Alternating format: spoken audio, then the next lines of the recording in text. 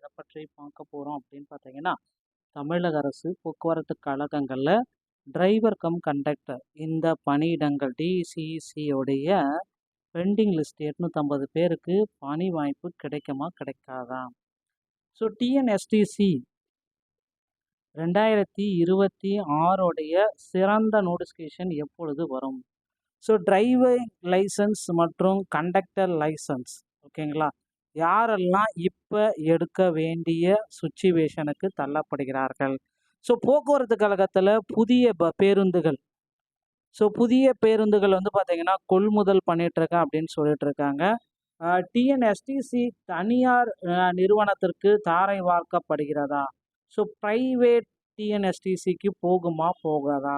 இவைகளை பற்றின ஒரு முழுமையான தகவலை இந்த ஒரு வீடியோ பதிவில் நம்ம தொடர்ந்து பார்க்கலாம். ஸோ நீங்கள் நம்முடைய சேனலை முதல் முறையாக பார்க்குறீங்க அப்படின்னா மறக்காமல் ஒரு சப்ஸ்கிரைப் பெல்லை கிளிக் பண்ணி வச்சுக்கோங்க.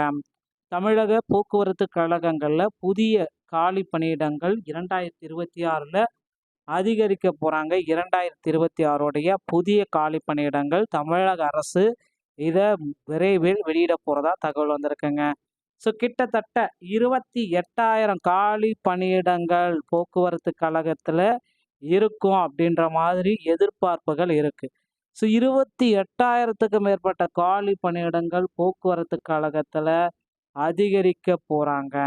இது எல்லாமே வந்து பார்த்தீங்கன்னா இன்னும் ஒரு சில வாரங்களில் இது அப்டேட் கொடுக்க போகிறாங்க. ஏன்னா தேர்தல் முடிஞ்சாச்சு. இனி ரிசல்ட் வெளியிட்டு எந்த கட்சி ஆட்சிக்கு வந்தாலும் சரி, ஸோ ஏடிஎம்கே ஆட்சிக்கு வந்தால் ஆண்களுக்கு இலவசம், திமுக ஆட்சிக்கு வந்தால் பெண்களுக்கு மீண்டும் தொடரும் இலவசம் திட்டம், அதே மாதிரி டிவிகே ஆட்சிக்கு வந்தால் பெண்களுக்கு அனைத்து பேருந்துகளிலும் இலவசம். இப்படி போக்குவரத்து கழகத்தில் அதிகப்படியான இலவசங்கள் தொடர்ந்து இருக்கு. இலவசங்கள் தொடர்றதுனால போக்குவரத்து கழகத்தில் இந்த டிரைவர் கண்டக்டர் அதிக அளவில் எடுக்கணும். அதே போல் பேருந்துகளை பராமரிக்க technical assistant, AE JE technical assistant இப்படி அனைத்து பணியிடங்களையுமே நிரப்பணும். போக்குவரத்து கழகத்துக்கு இது ஒரு பெரிய சவால் நிலையில் இருக்குது. ஸோ நிச்சயமாக போக்குவரத்து கழகத்தில் நீங்கள் எல்லாருமே எதிர்பார்த்த மாதிரி டிரைவர் கண்டக்டரை அதிக அளவு எடுக்க போகிறாங்க. ஸோ 2026 ஒரு 28,000 காலி பணியிடங்கள் எதிர்பார்க்கலாம். அதே போல் இந்த டிரைவிங் லைசன்ஸ் மற்றும் கண்டக்ட் லைசன்ஸ் 2025 டிசிசியோடைய நியமனங்கள், ஸோ டிரைவர் கம் கண்டக்டருடைய நியமனங்கள் 850 பேர் வந்து ஹோல்டில் இருக்காங்க.